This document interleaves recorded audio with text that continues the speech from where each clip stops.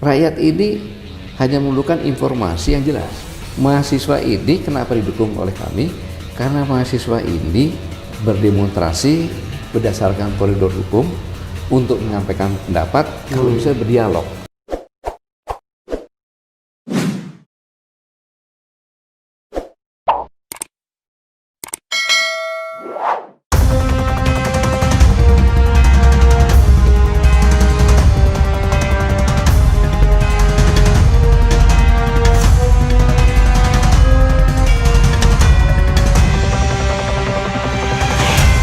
Assalamualaikum warahmatullahi wabarakatuh, Sobat RH sekalian. Jumpa lagi kita di channel yang keren ini, Keren Cadas.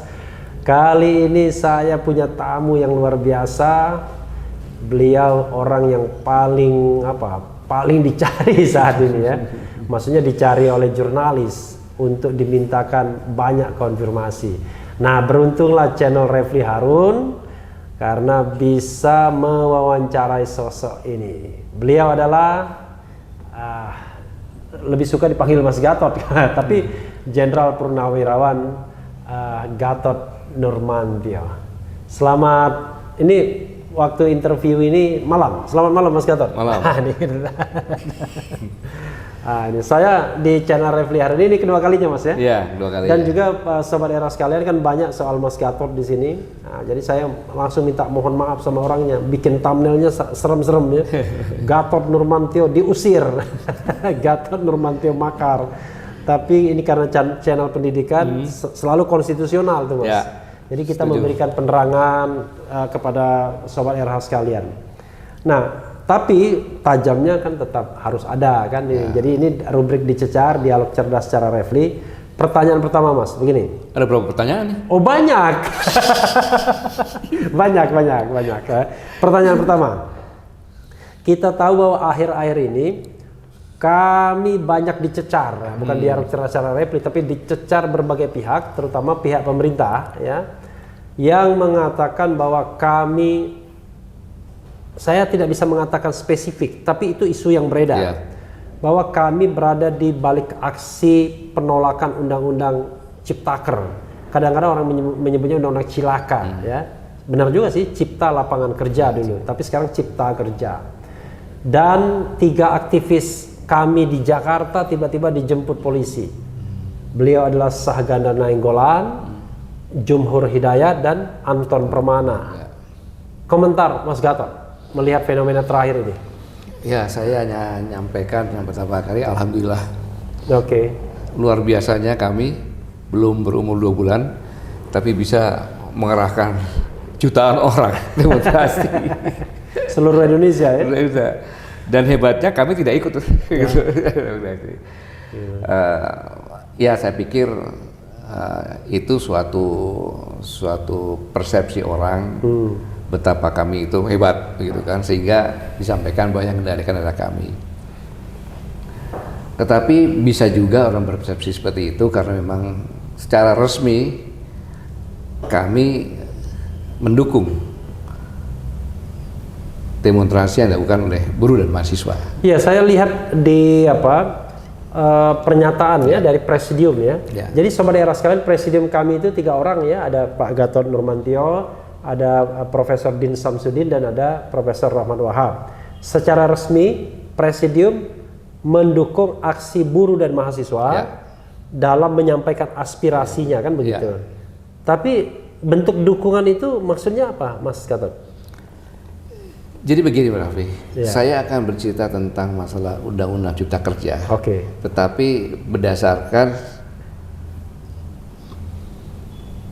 bukan fakta. Karena bukan fakta, karena sampai sekarang draft finalnya nggak jelas. Aja belum tahu gitu kan. Konon terakhir sudah diserahkan kepada presiden ya. Dan presiden mungkin lagi baca. Tapi presiden kemarin menyatakan ada 7 hoax itu. Dari mana asalnya dia? Oke, silakan. Jadi sejak saya dulu sebagai Panglima TNI, pada saat kurang lebih di pertengahan perjalanan periode pertama, Presiden itu pusing untuk meningkatkan investasi. Karena di negara kita ini istilahnya kayak hutan belantara undang-undang. Oke. Di mana undang-undang ini sudah banyak, Tumpang tindih. kemudian tumpang tindih dari undang-undang ke peraturan pemerintah, peraturan presiden sampai Pemda, peraturan daerah ya. Tumpang tindih ini kemudian birokrasinya panjang, ribet, sehingga investasi itu dan tanda kutip ragu-ragu. Oke. Ragu-ragu. Maka diperlukan suatu undang-undang yang merangkum semuanya menjadi undang-undang yang birokrasinya lebih simpel, efisien. Kemudian ada jaminan investasi di sini, kemudian aparaturnya bersih, menjanjikan, kemudian akuntabilitasnya juga tinggi, keterbukaan, sehingga dengan demikian seorang pengusaha itu yang dipenting adalah ada kepastian. Ya, kepastian hukum terutama ya. Kepastian hukum Ya, dan kepastian kedepannya. Oke. Karena seorang bisnismen dia harus tahu saya investasi di sini kedepannya pastinya bagaimana. Gitu. Ya. Nah, undang-undang ini jadi return on investmentnya jelas. Jelas gitu. Ya. Nah, undang-undang ini saya tahu tujuannya sangat mulia. Oke. Sangat mulia. Karena dengan demikian investasi akan datang, kemudian roda ekonomi berputar, ekspor banyak, pajak masuk banyak, kembali lagi ke masyarakat sehingga sandang, pangan, papan masyarakat bisa. Di samping itu, tekanan terhadap pemerintah dan tanda kutip tekanan ini sangat tinggi. Mengapa tinggi? Karena setiap tahun itu di Indonesia ini bertambah kurang lebih 3 juta tenaga kerja baru. Oke. Di dalam 3 juta ini, waduh, saya aja nggak hafal.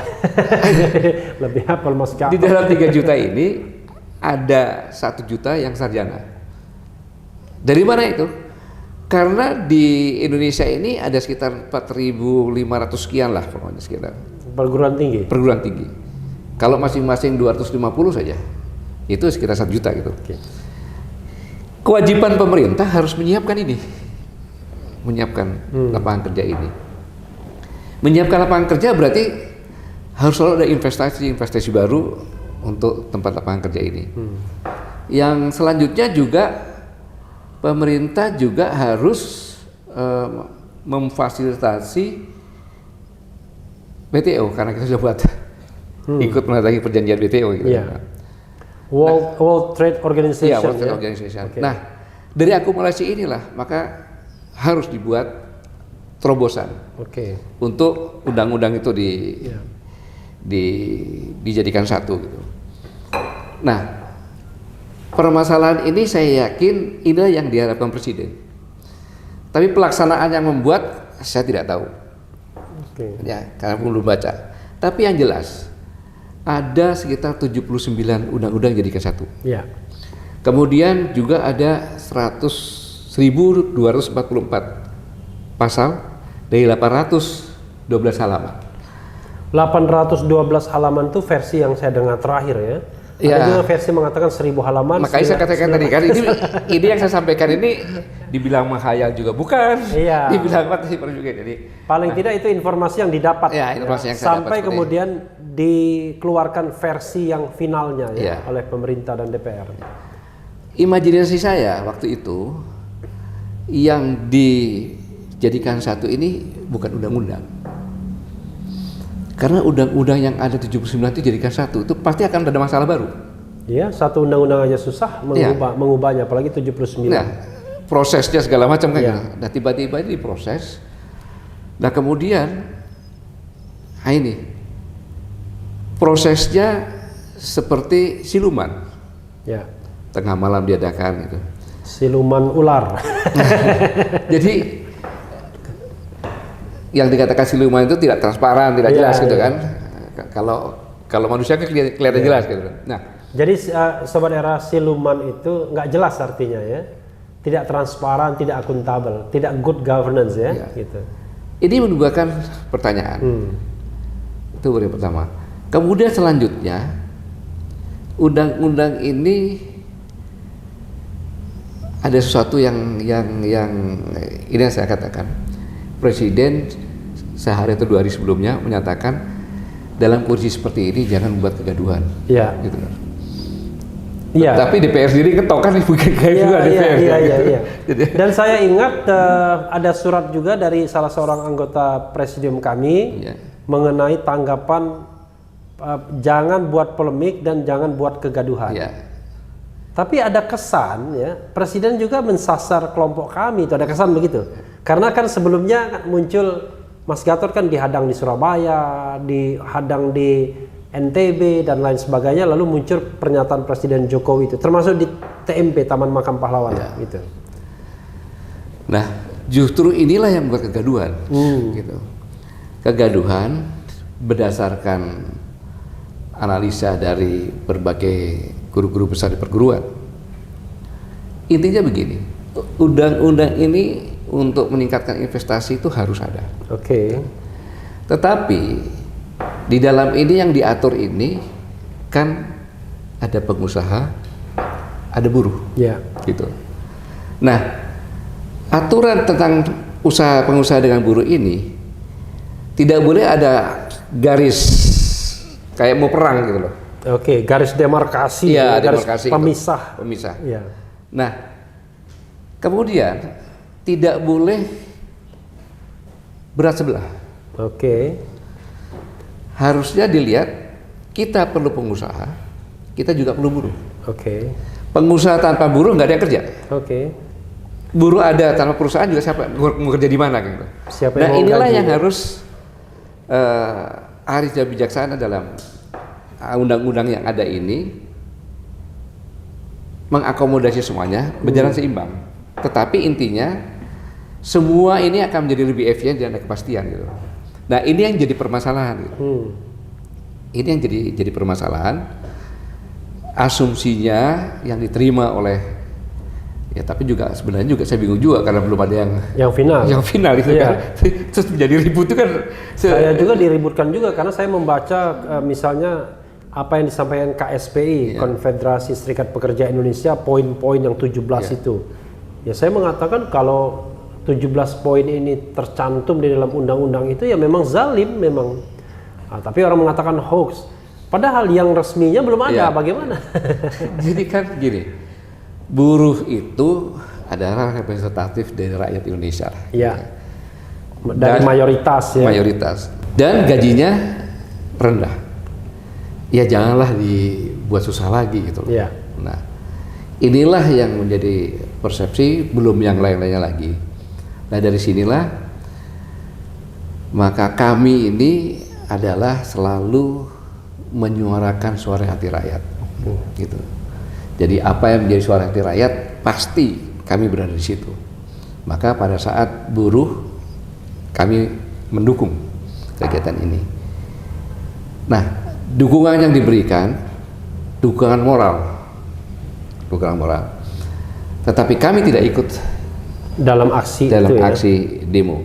Tetapi kalau perorangan silahkan. Ya, sobat era sekalian, ya namanya juga perorangan kan tidak bisa dilarang tentunya ya. Ya. Gitu. Nah, dalam kondisi seperti ini, tadi yang Bang Refli sampaikan bahwa kami dituduh di balik demo ini, kemudian bahkan ada lagi yang mengatakan bahwa kamilah yang mendesain provokator, menjadi radikal dan lain sebagainya lagi. Sebenarnya hal ini tidak perlu repot-repot. Gitu. Ada Badan Intelijen Nasional, ada Kepolisian Republik Indonesia yang sudah teruji, sersenya sudah sangat bagus dan lain sebagainya kan. Saya katakan sangat bagus. Kenapa sampai saat ini kita semuanya masih hidup di negara yang dalam arti kata aman lah gitu kan. Nah kan tinggal cari saja gitu. Artinya kalau mau tahu dalangnya sangat mudah. Bagaimana gerakan Gatot Nurmantio yang mudah sekali. Sangat mudah sekali. Kan tidak ada gerakan yang tanpa bayangan. Yang melaksanakan yang melaksanakan bakar-bakar pos lainnya, CCTV ada, semuanya ada. Kalau memang permasalahannya kan begini, mari sama-sama kita berdiri dengan niat baik dan bersih.